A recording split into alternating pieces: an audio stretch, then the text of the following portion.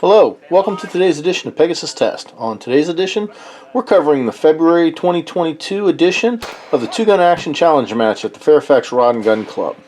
And stage one here was called Highland Games Light. If you all watched my video about Desert Brutality this year in 2021, they had a stage, the first stage actually, that was called the Highland Games.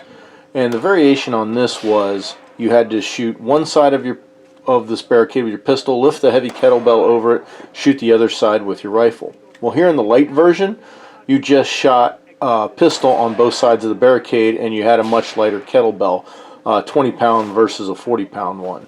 You had to get 10 shots before you parred out. Just that simple. But not really. Because this is a manual dexterity drill and it's designed in such a way that prevents you from getting any momentum as you shoot.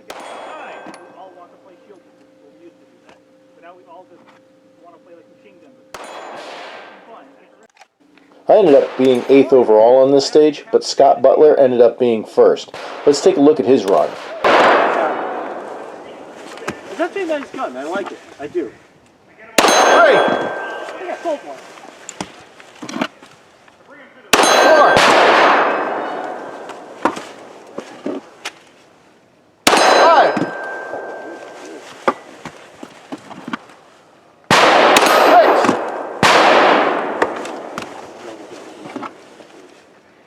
7. Dude, I got long johns on it. 8.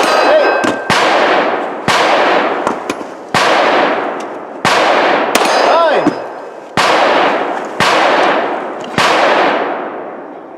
10. 49.60. Clear. Hey, man. Are you ready? So on we move to stage 2. It's one of those deceptively simple stages. But when you're at a two-gun action challenge match or a brutality match, you walk on the range and there's only one target. Uh-oh. This one was just ridiculously simplistic. With your rifle, 50 meters away, spin the spinner. Then you pick up a 20-pound kettlebell, dash forward. When you get to the marked P2, which was a cone in this case, you take your pistol out, load up, and spin the spinner. Now the trick was, if you could move fast enough, you could get up there, it would still be spinning. If not, you had to start from zero. Let's go ahead and take a look at my run here. Okay, so the first part you see I did with my aim cam, because if you were paying attention, you could see the spinner through the scope. I got it aligned really good on that time. For this second part here, I switched over to regular camera, and the fumbling you see here is I put my first magazine in my pocket, and it somehow got all twisted up in there, and lost a lot of time trying to get it out. So I lost a lot of the spinner momentum, as you see. Then got a magazine out of my pouch, started engaging, getting some solid hits on the bottom plate, not so much on the top. Clearly missing high there. Not sure what was going on, and just couldn't get the rhythm right. Spinners in 9mm are tough. You got to have everything just right to get it over. That's not saying it can't be done. Many people do it with regularity. But what I am saying is you've got to have your rhythm just right. The power of the 9mm round, the hit placement really matter. So here I was getting bottom only hits, and with 9mm you got to get consistent top and bottom hits to get that thing to go around especially quickly. Unfortunately here I just didn't get it right. As you can see, I'm moving on to a reload here and the thing's still not gone over.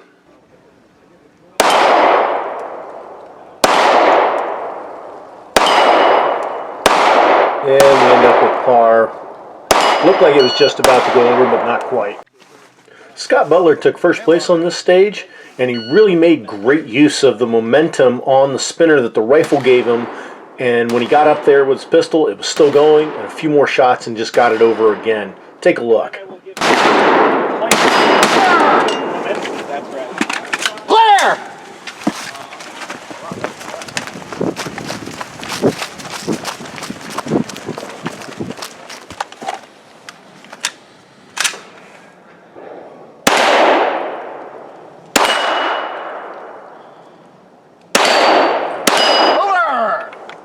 Nicely done, 33-14. Clear. Are you ready? This stage was called Another VTAC Nightmare. And wow, what an appropriately named stage. So what'd you have to do? You ran up to the first kettlebell, moved it over to the second hula hoop, Went up to the VTAC barricade, using all 9 holes, hit a target 100 meters away. Then run back to the hula hoop, move the kettlebell back to where you got it, and then run back to the VTAC and engage a target 200 meters away through all 9 holes. This turned out to be a nightmare. Straight up, no one did it without parring out.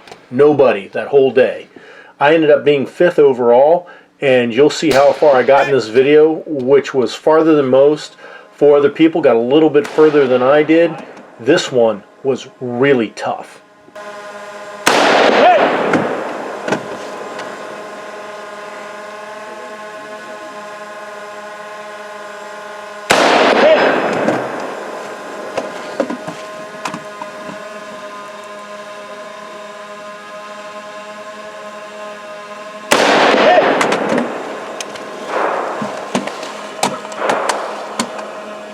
On your first go-round on the first 9 holes, you were limited to a 9-round magazine. So if you missed, you had a magazine load automatically thrown into your shot matrix before you completed the 9 holes. If you got all 9 for 9, then you still had to change mags when you came back to do your second run through.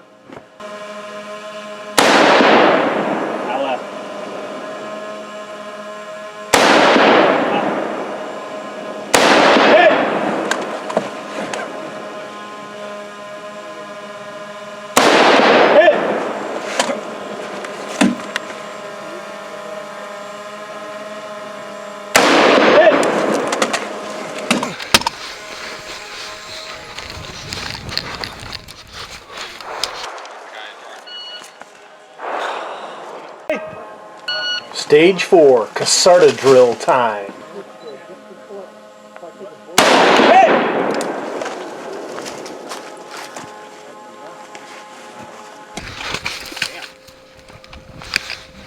Yeah, kind of a hint here.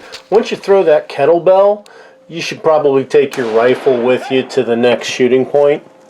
And for those of you not familiar with the Casarta drill, it's really simple. You take a heavy kettlebell and you throw it. Wherever it lands becomes your next shooting position. In this case, the traditional version, it's from the prone. But depending on what version you're shooting, and there's about a zillion, they're only limited by the creativeness of the stage designer's mind, you're going to be standing, shooting, throwing, doing something hard, who knows.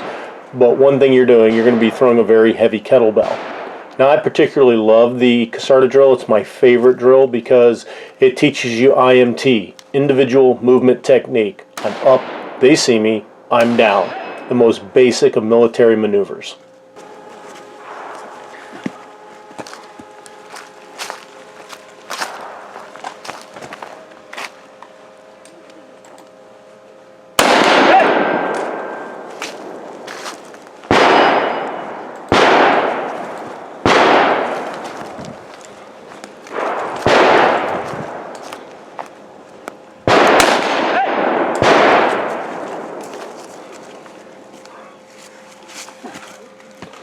This one was a tough one.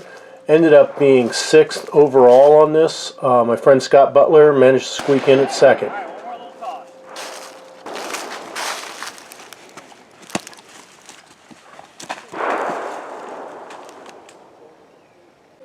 We'd like to thank you for watching today. Please comment, like, and subscribe, and tune in for future match videos.